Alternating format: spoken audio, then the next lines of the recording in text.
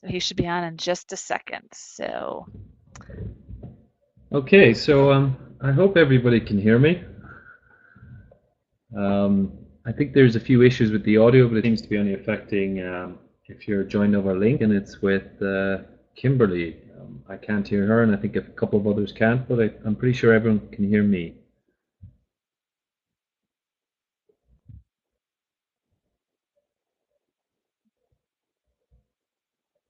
Okay, can everyone see the PowerPoint? Okay? Okay, perfect. Without further ado, let's kick this off. Okay, so just to give anyone a background here who's not familiar with Varonis as a company or what we do, Varonis started operations in 2005. It was founded by a couple of NetApp engineers who were working for a large multinational financial corporation based out of New York City. They saw a gap where simple questions along the lines of who can access what, visibility into your permissions and what people are doing with those permissions, what they're doing on the different file systems, for example. And it's grown over the last 10 years as a company, and it just went public last year. We've now over 3,500 customers worldwide, providing software solutions, and you can see a wide range of products there. I'm not going to go into all the details of those products. They're something we can talk about offline. So the purpose of this particular webinar and Tech Talk is to talk about ransomware. CryptoLocker is the name I think everyone has heard of, but there's multiple different variants of it, all becoming slightly nastier than the previous one. Okay, so the first thing I wanted to talk about really here was risk and irrational biases. And this is just human nature. When it comes to assessing risk, we tend to have these irrational biases. We look at being attacked by a mountain lion, which is probably less likely than simply slipping in the shower and hitting our head. And yet, it's something that scares us probably far more. As IT professionals, do we worry about advanced persistent threats or simple social engineering phishing scams? It's just human nature. We tend to greatly exaggerate any risks which are sensational, which are beyond our control, like mountain lion attacks, nuclear radiation, what have you. And we tend to underestimate the mundane is the problem. More common risks, like slipping in the shower, just falling off a ladder, painting your house. These are the things that tend to injure people more often than not. I just want to tell you a short story about trees, just going to set the scene on this. So, a scientist by the name of Jared Diamond spent 50 years doing field research on the island of Papua New Guinea. Now, early in his career, he made a trip to the forest with some of the locals, and when they decided to pitch up tent, he wanted to pitch up tent under a tall tree, and all of them absolutely refused, and he couldn't understand why. They said the tree was dead and could fall on them. He said they're being paranoid. This is nonsense. The tree's not going to fall on you. But still, they slept out in the open without a tent, wouldn't sleep under the tree. Now, over the following years, he came to realize that every single night he camped in the forest, he heard a tree falling. And then when he did a simple frequency to risk calculation, he understood their point of view. If you look at the chances of a tree falling on you being, say, 1 in 1,000, but you're sleeping out in the forest every single night. Now, over time, what becomes an unlikely suddenly becomes a certainty. That improbability changes, and your statistics and your probability changes to almost zero. It's going to happen over time if you keep taking that risk. So what can we do as IT professionals to help minimize this risk? Number one, we have to focus on frequency.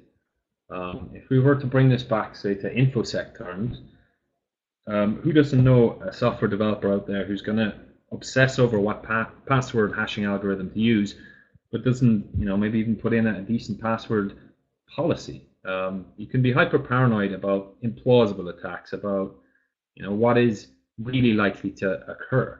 If you do a quick gut check or a quick risks to frequency check, to see if you're actually wasting your time, whether it's worth it. There's no point in debating the strength of your encryption while employees are emailing IP to Nigerian prince.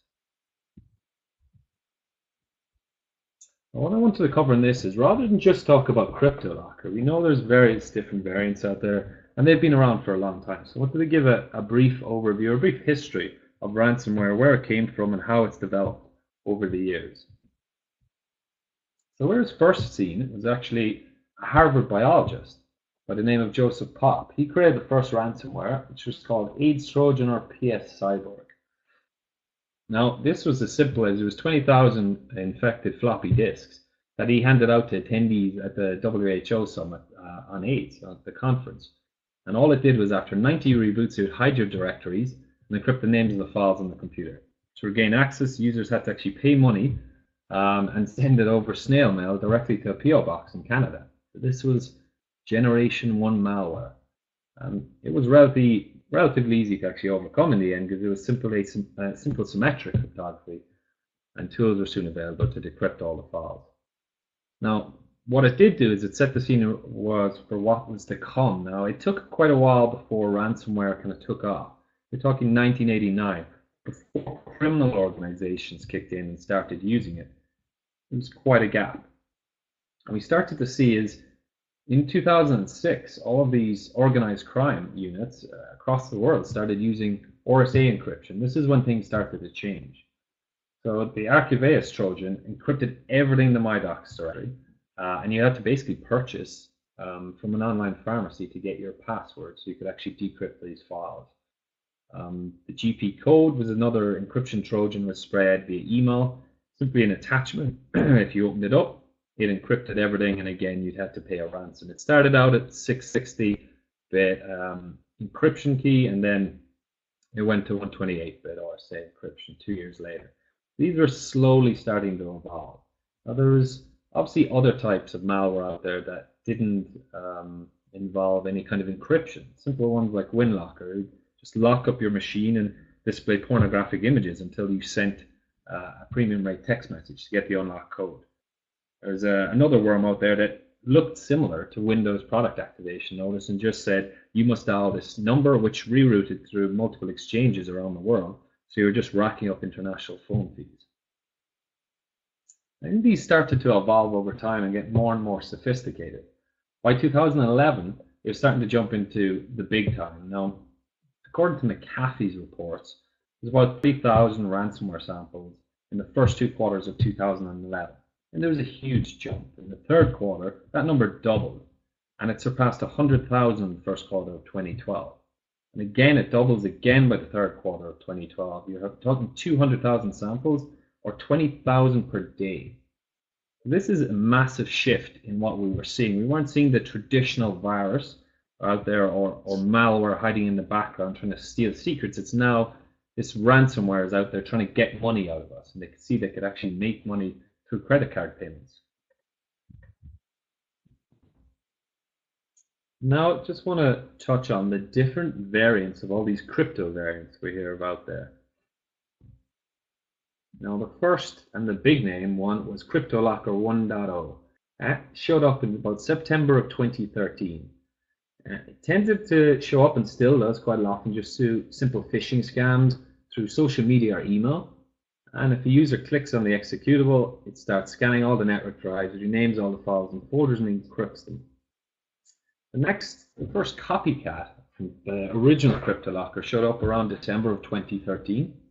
And if you wanted to decrypt your file, there was $150 to get the key. The money was sent by Perfect Money or a virtual Visa card. Then in December 2013, didn't take long. It's only showed up 1.0 of CryptoLocker was September. A couple months later, you've got 2.0, and it was rewritten using C# rather than C++. Now, Tor and Bitcoin started being used for anonymity, and we're jumping up to 2048-bit encryption. So you can see the evolution over time. Now, the latest variant out there isn't being detected by most antiviruses or firewalls. So this is getting pretty scary. It can get past our perimeter defenses, whether it be through social engineering, email, or more sophisticated attacks. Now, by December 2013, another one had surfaced called CryptOrbit. Now, what it did is it would corrupt the first 1028 bytes of any file it found. It can bypass group policy settings you try and put in place to defend against it. Social engineering was the biggest way that it would use to get in. Now, what it would do is it would ask end users to install the Tor browser, enter the address, and follow the instructions to make the ransom payment, which could be up to $500, usually in Bitcoin or some sort of cryptocurrency. And often the software would actually install as well cryptocoin mining software to use the victim's computer, turn it into a zombie computer for mining Bitcoins or some other cryptocurrency for the whoever the ransomware developers are, and just send those coins directly to their wallet. CBT Locker showed up in the summer of 2014. Now, the first infections showed up mainly in Russia, so the developers were likely from an Eastern European country. Now, it's very unlikely to be Russia itself, simply because the Russian security services take no prisoners. They'll immediately arrest and shut down any Russian hackers attacking within their own country. If you attack outside, that's one thing, but you cannot attack inside. So it's likely to have originated around there. Sinolocker is another version, again, showing up in August. But this one was the first to not attack the end users directly. It was designed to attack Synology NAS devices. It would encrypt files one by one. Again, it was Tor and Bitcoins, or cryptocurrency, again, used for anonymity and for the ransom itself. The next variant to show up was called CryptoWall. It showed up around April of 2014, so it's not that long ago. We're only talking about a year ago. And this is still around. This is still one of the nastiest pieces of malware and ransomware out there. So it's an improved version of the original crypto defense, and instead of using phishing and where users had to open an actual email attachment with crypto defense, this time CryptoWall started using a Java vulnerability. Now, all that happened is, and how the infection spread so quickly was, they actually compromised the domains belonging to Disney, Facebook, and the likes of Guardian newspaper. So that if you browsed these websites, clicked on a simple advertisement or anything that looked enticing, you got infected files downloaded to your machine, and it started encrypting your drive. By the end of August, Dell came out with a report where they highlighted CryptoWall to be the largest and most destructive ransomware out there on the internet. At the time of the publication, expected it to grow. I'm sure there's some people on here today that probably heard of it, if not had to deal with some version of the crypto variant, if not CryptoWall itself.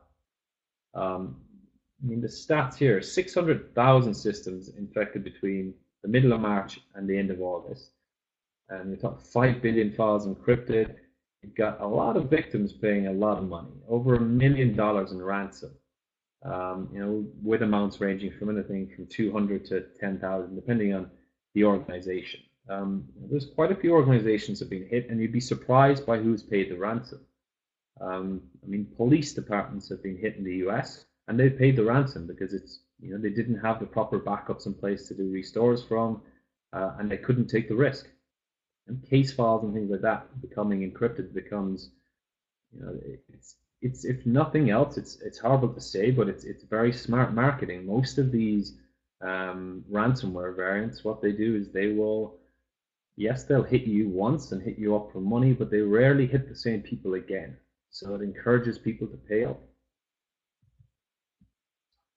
The next variant to show up was called Crypto Blocker, and this showed up in July of 2014. According to Trend Micro, this ransomware and how it actually worked, it was only encrypt files that were less than 100 megabits in size, and it skipped anything in the Windows or Programs folders. Now it started to shift to AES rather than RSA encryption. Now, the end of last year, a nasty little one showed up called OpenLocker. I hope I'm pronouncing that right. It uses ECC, or elliptical curve cryptography, public key encryption, and it only gives people 3 days. It didn't give you a lot of time to think about it, whether you're going to pay this ransom, or the private key would be deleted with no recovery unless you can recover directly from your backups. And one of the latest ones to shut up this year is PC Lock. It will encrypt your user's profile, and if you're using Hyper-V or Windows, any of the Windows backups, actually delete the shadow copies and disable them, with again another 3-day or 72-hour countdown to pay 1 Bitcoin in ransom. So depending on what the exchange rate is for a Bitcoin, that can be a large amount of money. So that covers the main history and the brief history of ransomware. Of course, there's loads of other small little other nasty ones and nasty variants out there, and it's constantly evolving. But I suppose the question you have to ask is, what do we take away from this? What do we learn from all of these different variants? Every ransomware has its own unique characteristics, and every single one of them can be detected through, we have ways in which we can detect and arrest these. Number one is we need to do some sort of user behavioral analysis. We need to know what occurs on these systems when the infection occurs. If a user account becomes compromised, what does it do? Does it modify a bunch of files? Does it delete a bunch of files, rename a bunch of files? Once we know some sort of behavioral pattern for it, then we can check for the unique characteristics around that ransomware. So is it deleting shadow copies? Is it infecting just the user profile? And we can search for these signs. Some of them have registry keys that you can quickly pick up, things along those lines, or just search for files by file name, like CryptoLocker, for example. CryptoLocker will actually alter the file extension of the file name, adding a .encrypted, .cryptolocker, or a random set of digits or characters onto the name. So it seems to use symmetrical cipher as well.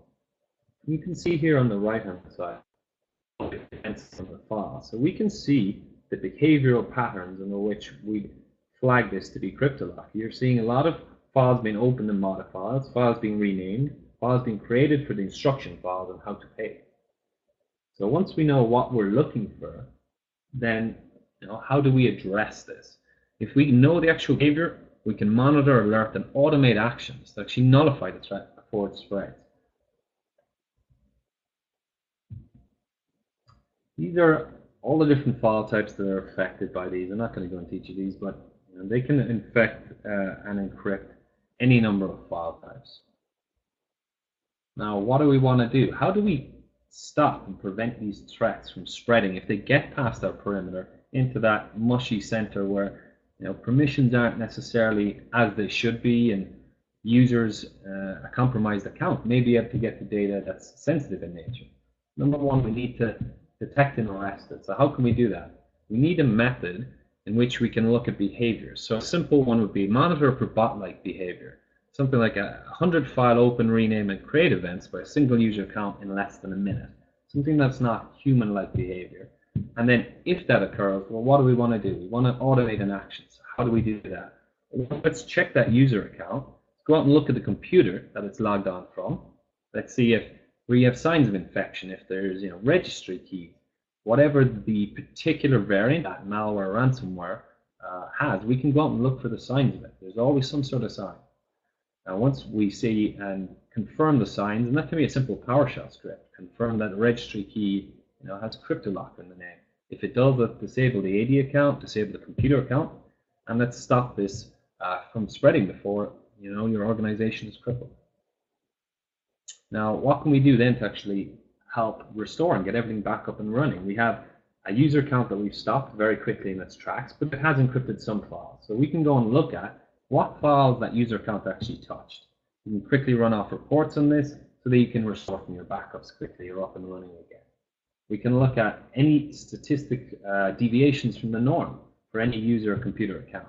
So any user over time has a normal pattern of behavior. How many files they open, create, delete, etc. And when users deviate from that, we can put up a flag and say, this is unusual behavior. And that's when we can search for these signs of some sort of ransomware or crypto variant.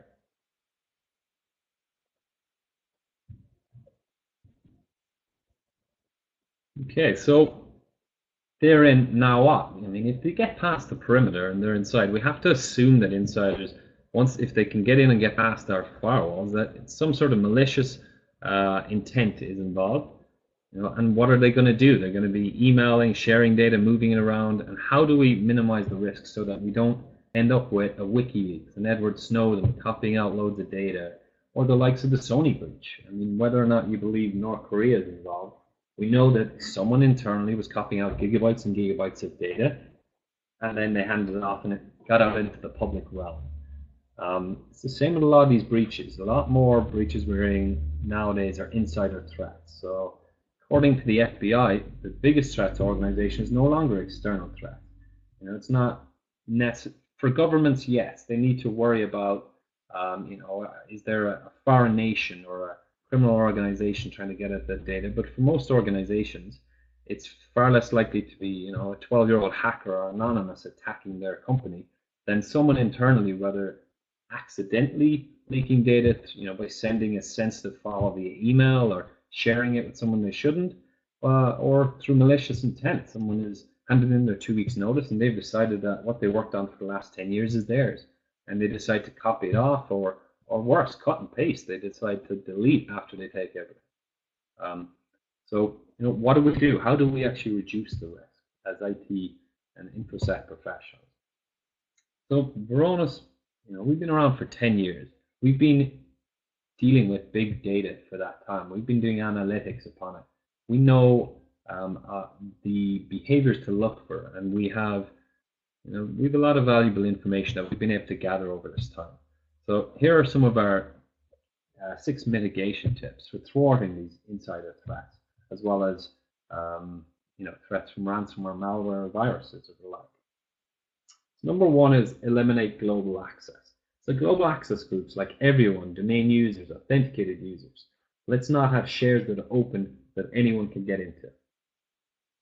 Eliminate excessive permissions. So for users, this is getting to that least privilege model. So role-based access security is nice in theory. So the idea is that you have an entitlement or a role, which if you break it down is generally a group of groups. Your users added to a number of AD groups, whether they're nested or not, and then that AD group is assigned to a resource, so you can have access to it. But that whole area of identity access management falls down for folders simply because the assumption is that adding user to group A grants them access to resource A. But the problem is group A could be used in multiple locations. Could be adding them to 10 different folders throughout the file system, or a folder on Windows, Walls, a shared mailbox, and SharePoint as well, for example. We want to eliminate excessive permissions, and how can we do that without knowing what permissions users are actually using? So I'll go into that in a little bit. The next is alerting on any privilege escalation. So, someone's suddenly been added to domain admins or enterprise admins group. Do we care about it during business hours or maybe just after business hours? If it occurs, what do we want to do? Do we want to alert the help desk, maybe disable the account and alert the help desk? So if there is a perimeter breach scenario where someone tries to give themselves higher privileges by adding themselves to a group, then we can automate tasks to actually prevent that and detect and arrest it. The 4th point is around behavioral deviations. So this is where just over time you're analyzing user behavior in the background. We can see the norm for a user, how many emails you send every day, how many files you create, delete, modify, whatever you're doing during your daily tasks. After a while it becomes a pattern, it becomes a norm. It's like a wave. So when there's a big spike, well above the norm, we'll put up a flag and say, you might want to take a look at this. 5 is really around the area of security. We're setting up honeypots. We're trying to figure out who the snoopers are on the system. Is there somebody who's getting a lot of access to night events because they're snooping around to see what's out there? Or if we put out a file or a folder with a juicy name, who goes to have a look at it? Is it just curiosity, or are they the same people that keep coming back again and again? It can help you identify possible insider threats. And once you've identified those people, you can closely monitor them to see what they are up to, see if they've been up to, and flag anytime they do something that's unusual. As well as flagging our high-risk data. So if we have our sensitive data that we know to be sensitive, finance information in a finance folder, for example, we simply want to know if anything changes around the permissions there, or anyone who's not a member of, say, a finance group in AD or department field in AD, equaling finance, and they try to access it, let's prevent them an alert that they're attempting to do so. So we can set up ethical walls around that too. Our first point, let's go into a bit more detail. So how do we eliminate global access? These groups are out there. It sounds easy in theory, but it's very difficult to do so without cutting off legitimate access. So we can look at a folder like the legal folder here, and we can see that everyone has access to this folder. This is fairly common. That legal share could just be inheriting from a top-level share that says everyone has access. It's not ideal, but it's something we want to fix. Well, in order to do so, we need to look at who would be the people affected. So who are actually accessing the legal folder in the Everyone group? If those people, once you have that list of people, it's a simple question of, well, should they have access? If they should, is there a legal group that could be added to the legal folder and these people added to that group? And if they shouldn't have access, well, what are they doing in there? And that's when we can look at all of the events. You can see here Alice with 35 beside her name and Alan with 39. These are all log events. So every time this user was within that legal folder. So we can see what they're actually up to within there to help make decisions on whether or not they should have access or not. And if they shouldn't have access, what they were doing in there in the first place. So global access is can be a bit of a nightmare for companies. If you apply global access to, a company's holiday photos and people can play around in there and you don't worry about it, not a big deal. But if you have it to a folder where there's, say, millions of credit cards, or PCI information, or any intellectual property, well, then it can be an absolute nightmare. It sounds like, you could have a quick fix. Let's write a script that takes a sledgehammer to the actual ACLs. To remove the global access groups, but without something that's actually looking to see who's accessing that folder, you're going to break access and you're going to do a screen test. You're going to have people ringing the help desk saying they can no longer access data that they need to do their job. You need to be able to see, well, what are the permissions in place, so the potential permissions that users could be using, as opposed to the ones they're actually using. You need to be looking at permissions users are using and need to do their job.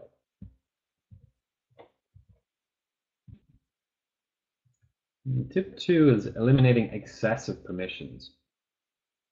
So in a recent Ponemon survey, 4 out of 5 IT pros said their organizations don't enforce a least privilege data security model. The reason being, let's be honest, it's hard. It's not easy to do it. People change jobs. You start day one, in your job, if you're in that company 5 years later, your role will have changed multiple times, but you're very likely to still have the permissions from day one. It's not easy to do. Responsibilities change, departments change, they merge, companies grow through acquisitions. Temporary projects often require temporary access, but then you end up with, it becomes a longer or more permanent access to data. Contractors coming in who could be working 30-day, 90-day, or 6-month term, and they start and end. Have you an efficient onboarding and offboarding process? Are permissions revoked, or is the account just disabled? Permissions are often just accidentally granted. Quite often, if your access and provisioning solution is a manual method where somebody rings the help desk, for example, and says, I want access to folder ABC, if they ring enough, or if they have the authority to do so, they can probably force whoever is on tier 1 help desk to actually grant them the access, or they should or they shouldn't. And that's how permissions creep begins, and you get that lovely spider web and mess of permissions that you have across most organizations. So what can we do to help with that? Well, we can figure out what people have access to but shouldn't have access. So we can give recommendations on permissions. We can see here down on the little picture here, Andrew has a big red X next to his name. What's that saying? It's saying is Andrew has permissions through a group to access a folder, but he's not using those permissions. We can look at that over a period of days, weeks, months, or years, whatever you want to set that threshold to be, and we can say, well, Andrew's not using those permissions for, say, 6 months or a year. Well, then let's revoke them. Now, what we can do is we can provide that intelligence around your data directly to IT administrators to help them with their jobs, or we can go a step further and we can provide that to actually data owners, or the business units are the ones who should be making the decisions on who should have access to their data. They're the ones that have the information. They might know that Andrew's on sick leave and maternity leave or what have you. He might simply have changed roles and be coming back and need those permissions later. So the business owners, or the owners of the data sets, can make decisions because they have information that IT doesn't have. It often doesn't filter down to the help desk. So by providing them with a mechanism to review who has access to the data, to do entitlement reviews or access reviews or attestation reviews, whatever, give it a name. On a periodic basis, you have You can review everyone who has access to your data. You can decide whether they should keep their access or revoke it. You can come in and do it in real time too. Now, these access reviews will be recorded, so you've got compliance reports to say that the head of finance had a look at who has access to the finance directory, reviewed it once a month for the last year, removed user Andrew. Why did they remove him? Because Andrew's no longer on my team. Simple explanation like that. We can also auto-expire temporary access. So say a contractor is coming on working and needs access to a number of folders to do their job for 30 days. You can just set it up so that it auto-expires. I think this one is a big one to help the help desk and streamline access and provisioning for your company. I've worked with a company here, a large company in Alberta in Canada, and they rolled out this system last year. So they're a 15,000 user company with business units across Canada and North America. They were rolling everything into YT Help Desk, and they needed a way to do identity access management or secure folder access provision. So what they found was about 30% of their help desk tickets were related just to these access requests. They had 6 guys in the help desk that 24/7 help desk was running, and all they were doing was access reviews. They were just looking at who wants access to a folder, why, trying to figure out who to ask, who the owner possibly would be, and then approving or denying the request based on what little information they had. What was being done was manual, it was error prone, and there's a backlog of tickets 6 weeks long. So you can imagine requesting access to a folder and having to wait 6 weeks before you actually get it. So now they have 400 to 500 tickets per week just flowing through the system. It's all automated. They can report on it. Anytime an end user can come in and request access to a folder owner can come in and look at who has access to the folder. They can look at what people have been doing within that folder from a high level statistical analysis point of view. We're drilling down into logs to actually see who's doing what. Are users copying files, or are users simply procrastinating? And that's why you see a spike in activity at the end of the month.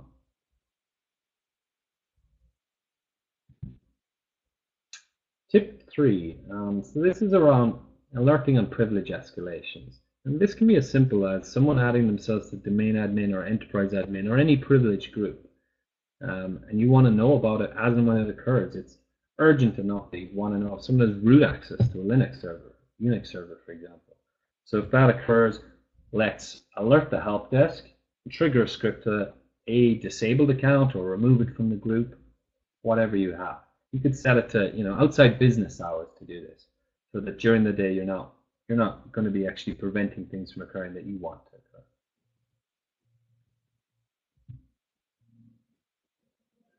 Next tip is around behavioral deviations. So this is if we talk about the target breach, could it have been prevented using behavioral analytics? The target breach and Snowden disclosures could both probably have been prevented by behavioral analysis.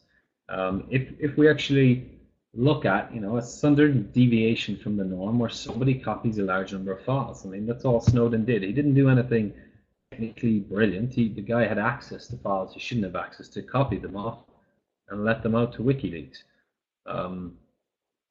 You have to look at events in some sort of context. If you delete 100 or 100,000 legal contracts in 5 minutes, then there's question marks. You want to know why they're doing that. And without sort of behavior analysis of what users are up to and what's their average behavior, and then what's outside the norm, let's alert upon it and maybe action it too. So we can do all sorts of cool things if we do this file analysis. I mean, number one, detect sensitive file being created, say, in a public folder, and auto-quarantine it. A file containing sensitive information, for example, credit card information or SIN numbers or social security numbers in the US. We set up thresholds for thousands of file copies within a minute. Anything that indicates a user copying files. Let's disable the user account, for example, or just remove them from access. Remove access to the actual share that they're copying data from. We can monitor anyone who's creating or running executables on a server, or monitor for any activity outside of business hours. There's any number of applications. Once we have this information, we can look at it from any number of angles. But in essence, we need to know and do some sort of behavior analysis to see when a user is doing something that's not normal. They have permissions to do what they're doing, to do their job, but this is not normal for them. You might want to take a look at it.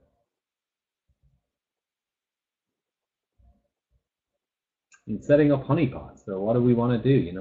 We want to know, do we simply set up a share that's open to everyone, the name of payroll or finance or something like that, and see who's looking into this share? Or do we create a file with some fake social security numbers in it and see who's looking within that file? So now we can identify users who are potential threats to the company. If a share is open or if a file can be accessed, it looks enticing. You want to see who actually accesses it. It's a great way to find out who possible turncloaks or imposters might be.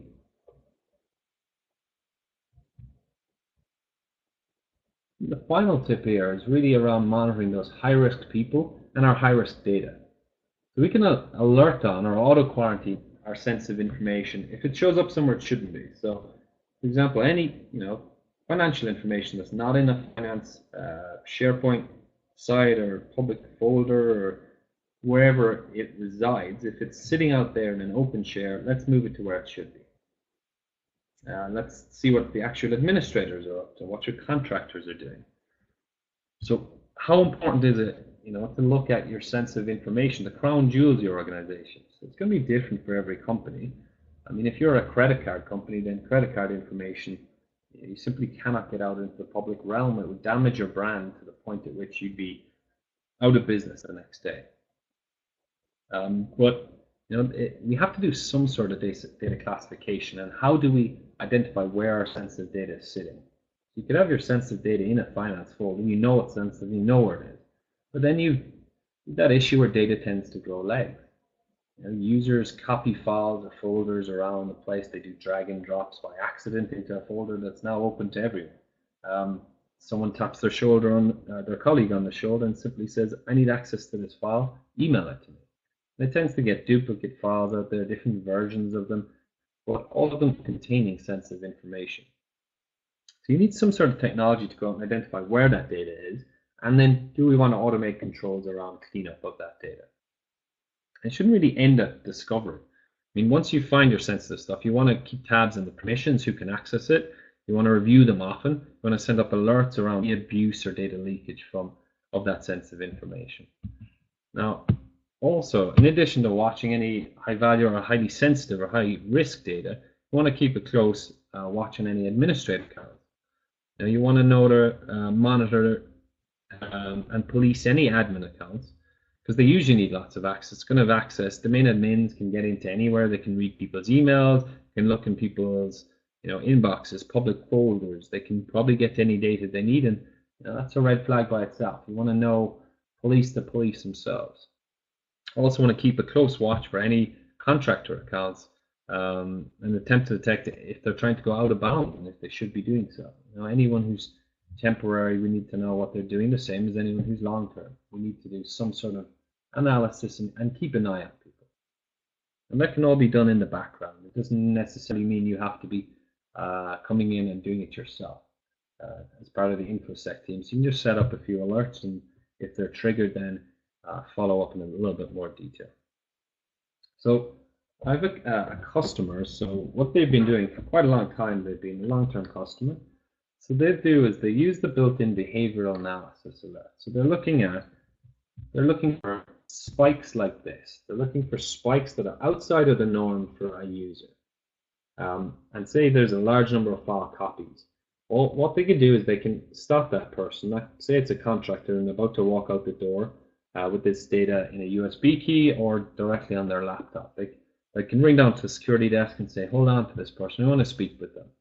And a simple conversation can prevent, ongoing legal issues as well, because they can simply say, "Well, we're going to delete. We know you have it. We're going to delete it, and we can leave it at that. You can walk out the door, or we call the police right now." And this goes to legal issues. Well, we can take that a step further too, is we can do real-time alerting. So say, for example, you have a large number of files being copied by a user account. Well, let's alert the InfoSec team. Let's alert security and disable that user account immediately. So you can walk down the hall and catch some of the USB drives still in the computer as and when it's occurring, rather than after the fact.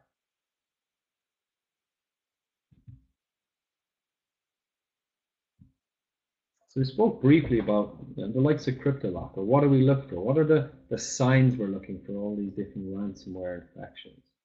We're looking for, say 100 file modifications by a single user in under a minute, something that's bot-like. And let's trigger an action, notify our admins. How do we want to notify them? Simple email to the help desk, format a syslog message to send it to a SIEM solution, send an SNMP trap, and or trigger a script. Let's go out and grab the username and the machine. Let's check for registry keys, the likes of CryptoLocker. So there's values we can find out there, and a simple PowerShell script can grab this. And if the value exists, disable the AD account. As simple as that. So all file access activity we need to monitor. We need alerting in place, threshold alerting that's looking at behavioral patterns that are not human-like behavior. We need to be able to rapidly detect a large number of file modifications by user. When it happens, let's trigger an alert. Let's notify IT. Number one, let's go out and check for the presence of the registry keys. And if we find them, let's disable that user account and or the computer account. And then what do? We can go look at the audit trail and see precisely what files were actually encrypted by that user account and use something like decryptcryptolocker.com to restore them. Or simply restore from backups if we have them on hand.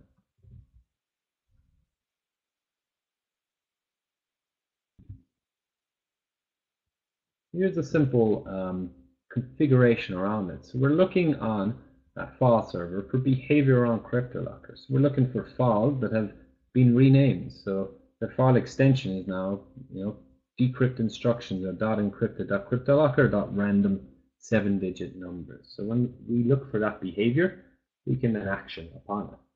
To identify our infected files, create a report to identify all files that have been modified over the last 30 days. And we predefined filters for that. As soon as we have that report, we know exactly what's being modified by that user account, and we can go out and restore from backups. We can be back up and running very quickly. We're not being crippled by this infection.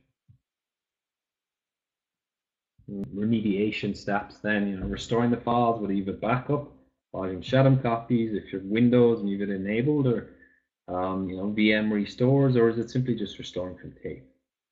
Once we've identified what is encrypted, and that's the key, that's the difficult part, is identifying what was actually infected by this user account. I mean, if the user account, if your permissions are not what they should be, and you don't necessarily know where that user had access, which files it could have accessed, you need a way to be able to go look back at an audit trail and see what exactly was infected so that you can restore or decrypt those files. Now, encryption seems to be reversible for some versions of CryptoLocker. There's certain variants, it obviously depends on it, but there's portable executables and a real-time disassembler that can actually be used on these infected files through the computer user session that actually infected them. So you can actually skip past the code part where the encryption kicks in and activate the decryption basically without needing to get the key. This obviously depends on the variant of them, and there's different ways to attack all of these different ones. But number one, you need to know, as and when it occurs. 2, you need to stop it in its tracks. 3, look at what was infected. And 4, get everything back and up and running, whether that's through restores or decrypting the files themselves. And that kind of brings me to near the end of this presentation here. So we have a developer community here on our Varonis Connect customer forum, where we're looking at all the PowerShell tools. We've developed a PowerShell resource kit where we can take the parameters, the likes of the user account that has modified 100 files in a minute, so that we can pass that into a PowerShell script to actually disable the user account. It's very powerful. You can see the GitHub Varonis PowerShell. That's where you can get all that information on there. Or have a quick look at our blog. Just search our blog for crypto, and you'll get to that information very quickly. Well, I'm just going to check real quick because I can't hear Kim on Friday, so I'm not sure if there have been a few questions that have been added in as we've been going on. Let's see. There's a couple of questions here I'll address. Jeff asked a question. Okay, Caro is tracked to have increasingly used resources 74 days ago. So this is back up here, I think, where you're looking at. Okay, 74 days ago. Why so long ago, I think is the question from Jeff.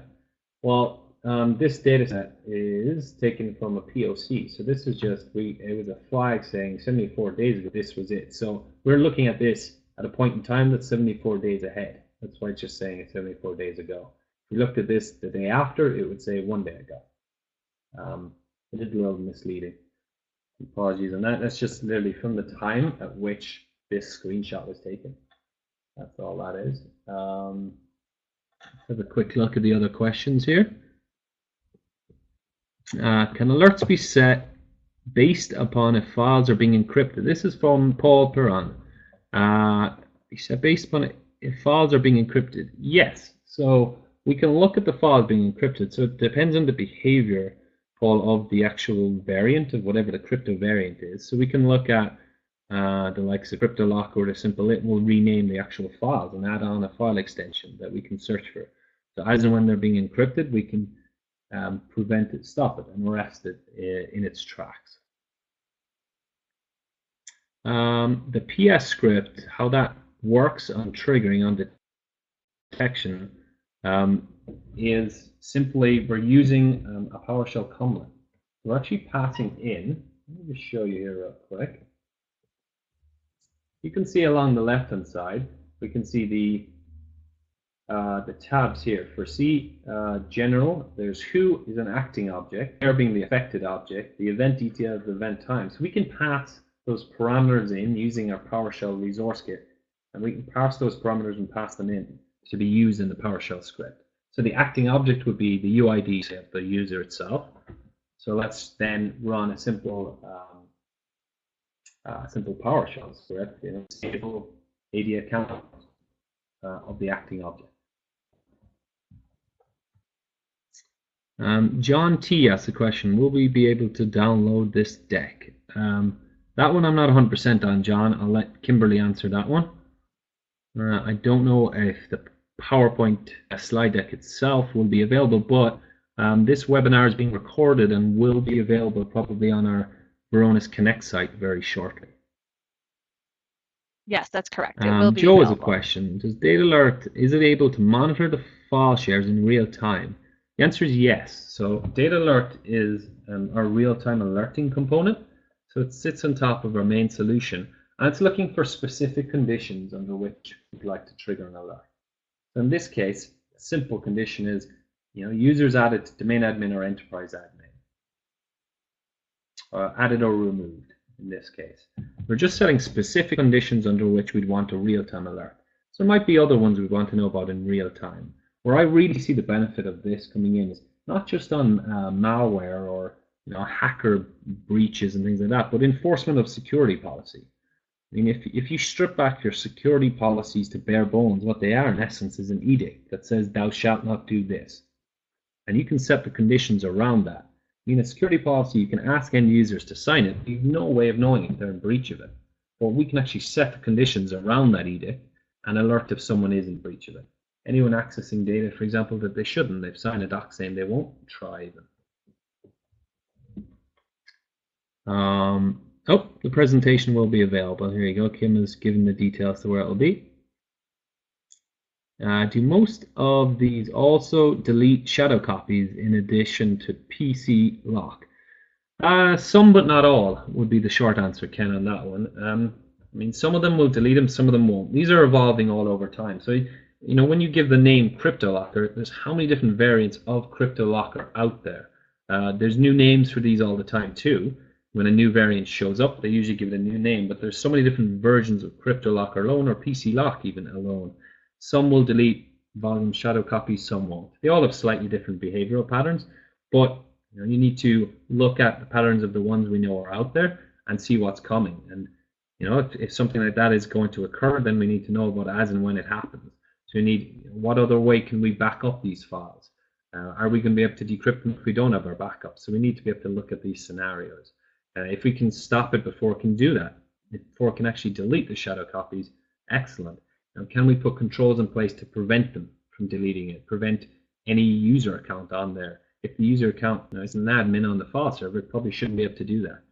So we can look at stripping back the privileges for accounts to help prevent these things from occurring too. The next question here is from Sunny. Decryptolocker.com. How good is the site to decrypt files? Doesn't matter what version of CryptoLocker. Yes, so it does matter the version. Have a look at that site. It's a useful site to look. I would, I wouldn't want to be banking on, yes, I have a tool that can decrypt an infection immediately if it occurs, because these things, as we say, are changing. They're evolving over time all the time. The way I look at it is, if these things are going to get in, and the likelihood is get hit with a breach someday, someone will get hit when that occurs. So if it occurs, you need to be able to detect it as and when it's occurring. You need to stop the spread of it. But backups and restores are usually your best bet on these things. Have backups of your backups to tape, your backups to disk, whatever way you're doing it, so that you can restore as and when you need to do it. The decryptolocker.com, useful resource, but I wouldn't bank on it completely. The next question is from John T. How can the alerts be sent? How real-time is the monitoring? Okay, so the real-time monitoring, it depends on what we are monitoring, what resource it is. So say, for example, on a Windows file server, so when we're monitoring a Windows file server, we install our agent on there. And our agent is doing two things. The first is what we call a file walk, where it's walking the ACLs of the actual directories. So we're walking on the directory tree to see the permissions for every user. We can see all the groups, local users, any individual users assigned to an ACE. And basically, the second thing then we're doing is we're collecting events. So an event is anytime a user touches a file or changes permission or does anything on these systems. So on a Windows system, our agent is monitoring for whatever conditions we're setting in these rules, and if it happens, then it's going to alert on it in near real time. So you're going to be capturing that within, let's say, a 5-minute period. It's real time is kind of a difficult term. It's going to be different depending on the repository. So for NetApps, for VNXs, there's slight differences between them, but it's very close to real time would be the short answer. Stephen has a question. Does DecryptLocker's site even work on the variants in the wild now? It does work on quite a few of them out there at the moment. It will help with a number of those variants, and is well worth trying out. If you do have a problem, do check that resource. But if you get hit by a new one, if it's a brand new one out there and these are changing all the time, then it's probably not going to be of much help. For something like a CryptoWall or a CryptoLocker 2.0 or something like that, then it's probably fine. It's going to be able to help you decrypt your files if you don't have backups. The next question is from Alan Cole.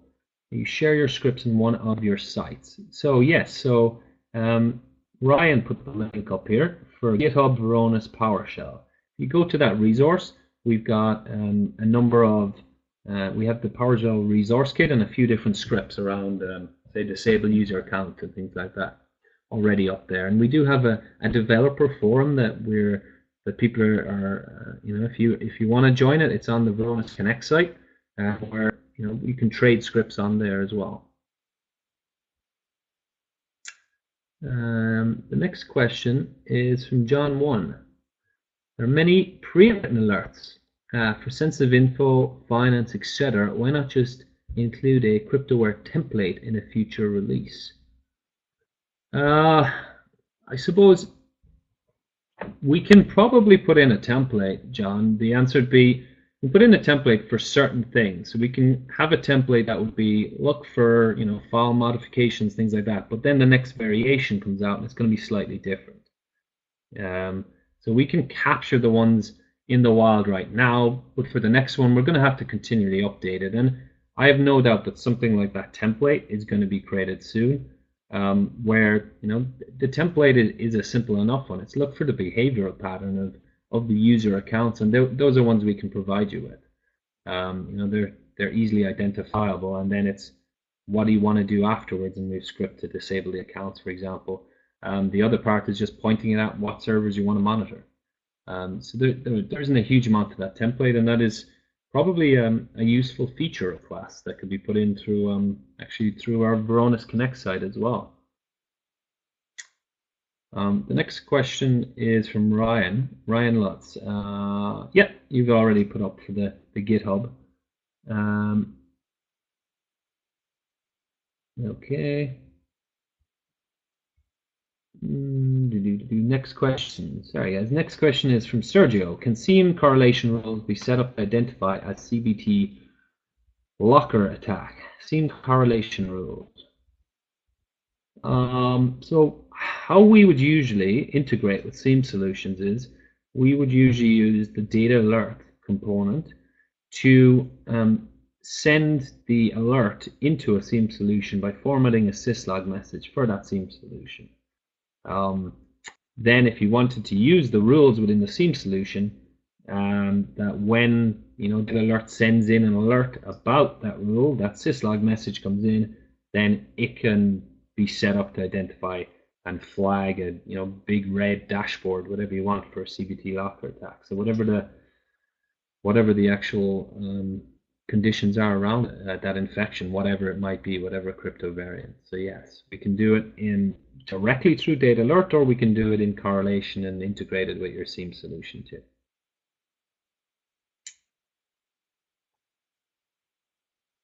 Okay. Yeah, Stephen has a good point there. The DecryptoLocker parties, the guys behind that site, are actively maintaining it, that they're keeping it as up to date as possible, which is great. I mean, I'm sure that if anyone hears of a new infection or something, that they're gonna, if you let those guys know, they can only be as up to date as what they hear about. As and when things pop up in the news or in forums or anything like that, I'm sure these guys are looking out for it to get up to date. But as always, I mean, it's nice to know that there is a way to get some files back, but we need to be able to stop these things before it's an entire drive or map drive or file share or server or your entire network that's crippled by an infection. You want to stop it in its tracks as soon as possible. If you have, say, 100 megs or even a gig of files that's become encrypted, and you have your backups and you know what's been encrypted and you can restore it quickly, you're not going to be as worried as if the infection, you only catch it at 5 days in and it's encrypted, half your NAS. Then it's going to be a nightmare for you. Any further questions?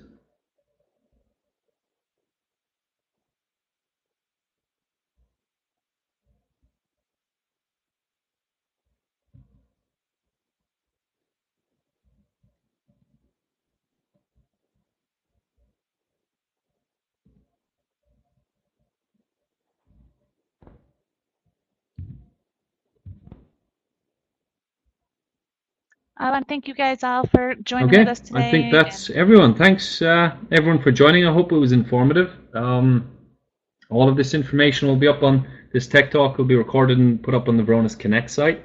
I suggest anyone who hasn't used Varonis Connect yet, it's an awesome user community.